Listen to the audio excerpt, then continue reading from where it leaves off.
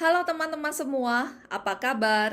Bertemu lagi dengan saya Ima Mayasari yang akan menjelaskan terkait dengan pengertian dasar dan sistem hukum dalam mata kuliah Pengantar Hukum dan Sistem Hukum Indonesia. Perkuliahan hari ini untuk mencapai sub CPMK 1 dengan indikator mahasiswa mampu menjabarkan pengertian dasar dan sistem hukum, tujuan, sumber, dan klasifikasi, serta penegakan hukum. Apa sih pengertian hukum? Hukum adalah suatu peraturan atau ketentuan yang dibuat baik secara tertulis maupun tidak tertulis, di mana isinya mengatur kehidupan bermasyarakat dan terdapat sanksi atau hukuman bagi pihak yang melanggarnya. Dari pengertian ini, kita akan melihat kepada 3 karakteristik hukum di sini. Yang pertama adalah permitting, prohibiting, dan directing.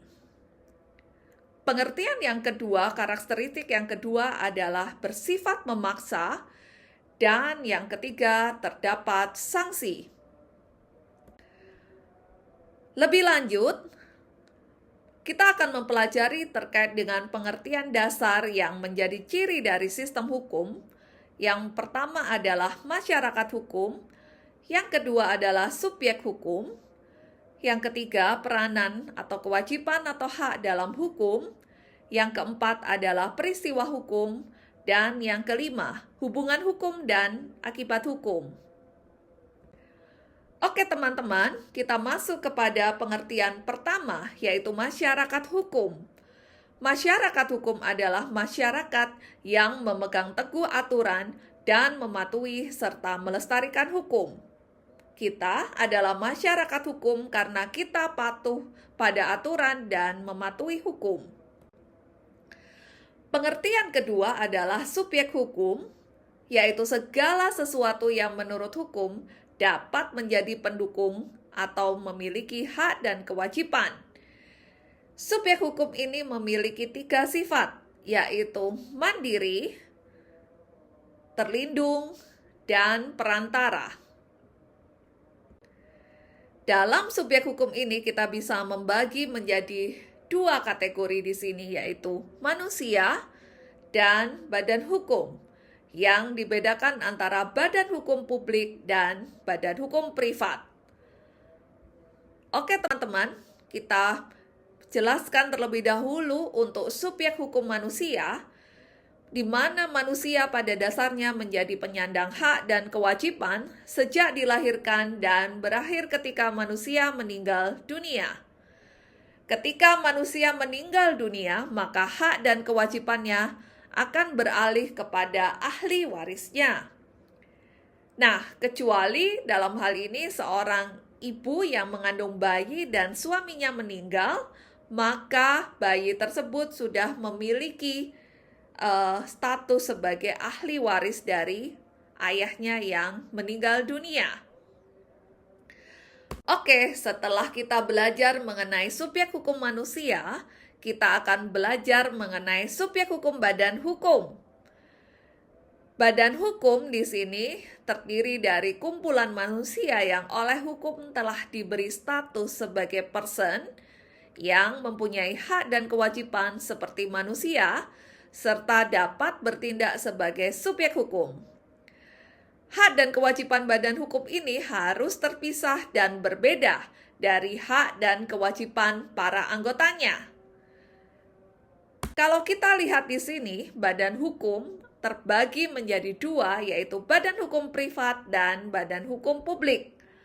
Badan hukum privat di sini didirikan oleh pemerintah atau negara dan menitikberatkan pada kepentingan masyarakat luas.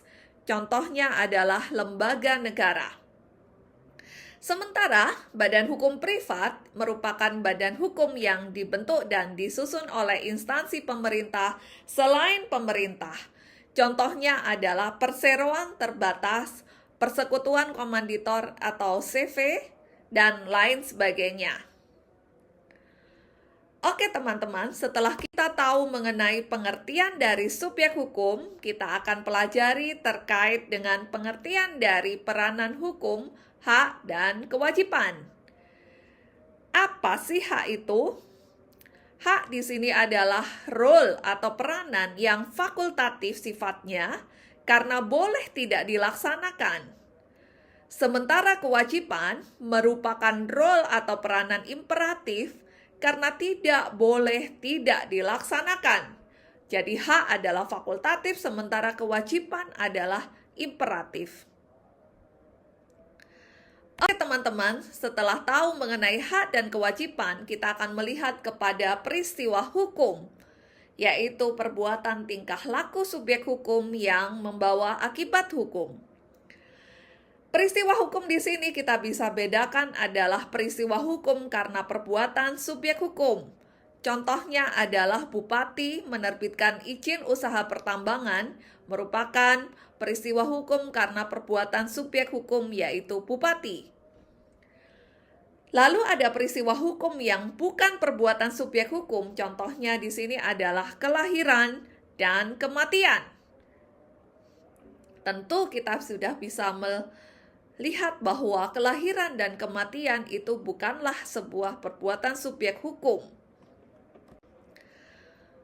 Terakhir, kita akan berbicara mengenai hubungan hukum. Hubungan hukum ini adalah hubungan yang terjadi antara subjek hukum yang satu dengan subjek hukum lainnya dan atau antara subjek hukum dengan objek hukum yang terjadi dalam masyarakat di mana hubungan tersebut diatur oleh hukum. Oleh karenanya terdapat hak dan kewajiban di antara pihak-pihak di dalam hubungan hukum. Kita bisa lihat hubungan hukum itu ada hubungan yang sederajat dan tidak sederajat. Sederajat contohnya adalah suami istri dan tidak sederajat contohnya adalah orang tua anak dan penguasa warga.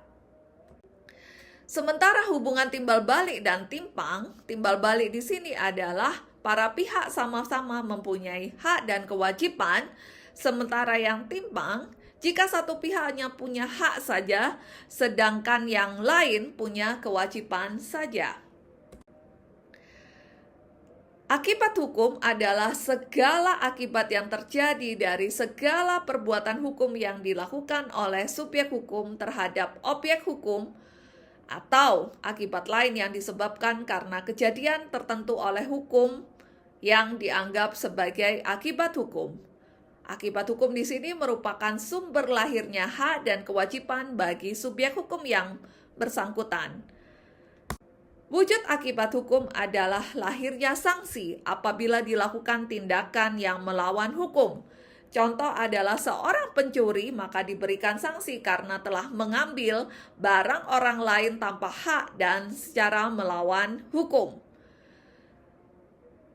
Teman-teman, mari kita praktekkan dengan kemudian kita mempelajari kasus-kasus dan kita bisa kemudian membedakan mana itu masyarakat hukum, mana itu subjek hukum, mana itu peristiwa hukum, mana itu hubungan hukum, dan mana itu akibat hukum.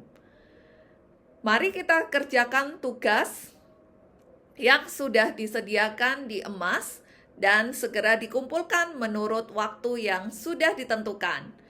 Terima kasih, semoga ini bisa membantu teman-teman. Terima kasih teman-teman semua.